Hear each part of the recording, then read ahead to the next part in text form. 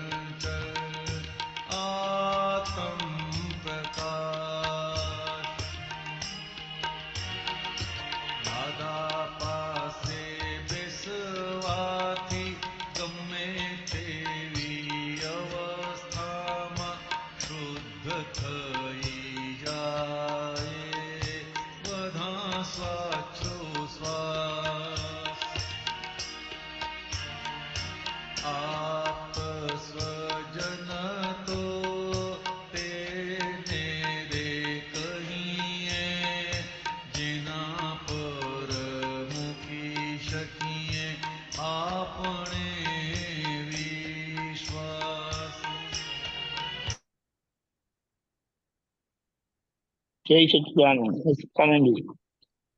હા, જય સચિદાનંદ. પેલું પહેલી લાઈન શું? મનોબુદ્ધિ એની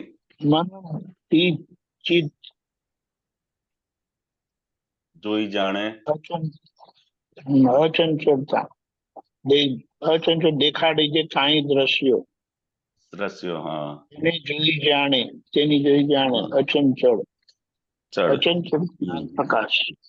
જ્ઞાન પ્રકાશ એટલે તો કે આ મન, વાણી અને કાયની અંદર જે કઈ પણ અવસ્થાઓ ઊભી થાય છે એને હું અવસ્થામાં તન્મયાકાર ના થઈ અને એને જો હું જોઈ જાણું છું તો એ પોતે પોતાની સીટ ઉપર એટલે કે શુદ્ધાત્માની સીટ ઉપર એ બેસી જાય છે. એટલે કે ક્ષણે ક્ષણે આ મન વચન કાયની અંદર ચંચળતા અને ચંચળતા જ હોય છે. એટલે ક્યારે પણ એ મન વચન કાયની અંદર સ્થિરતા ના હોય. અચંચળ ગુણ મન વચન કાયની અંદર છે જ નહીં.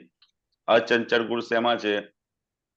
તો કે આ ચંચળતા ગુણ મન વચન કાયની અંદર અચંચળતા ગુણ ના હોય, ખાલી ચંચળ જ ગુણ હોય. અને અચંચળ ગુણ છે એ શુદ્ધાત્માની અંદર જ છે ખાલી. એટલે કે બંને ગુણે કરીને બંને જુદા જ છીએ. અને એ દ્રષ્ટિ આપણે જો આખા દિવસ દરમિયાન રાખીએ તો જ્યાં જ્યાં પણ કઈ પણ જાતની ચંચળતા દેખાય છે તો કે એ દરેક ભાગમાં હું છું નહીં. કે કઈ પણ જાતની એટલે મનની અંદર ચંચળતા દેખાય, વાણીની અંદર કે કાની અંદર, તો કે આપણે એ ઉપયોગ જેટલો જેટલો રાખીશું એટલો આપણે પોતાનું એટલે કે શુદ્ધાત્માનું અચંચળપણું એ અંદર આપણું ખુલ્લું થતું જશે એવું સમજાય છે. પછી પેલું દાદા પાસે બેસવાથી, દાદા પાસે બેસવાથી શું છે? અવસ્થામાં શુદ્ધ થઈ જાય.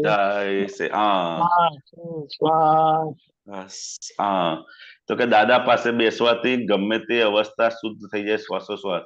તો કે દાદા પાસે બેસવાથી એટલે શું? તો કે દાદાના ફોટા આગળ નથી બેસવાનું, પરંતુ દાદાએ જે આપણને જ્ઞાન આપ્યું છે શુદ્ધાત્માનું, તો કે શુદ્ધાત્મા સ્વરૂપમાં આપણે જેટલા જેટલા સ્થિર થતા જઈશું એટલી દરેકે દરેક અવસ્થાઓ એટલી શુદ્ધ થતી જશે. આપણે શું ક્યાં બેસીએ છીએ? તો કે હસમુખના પક્ષે બેસીએ છીએ.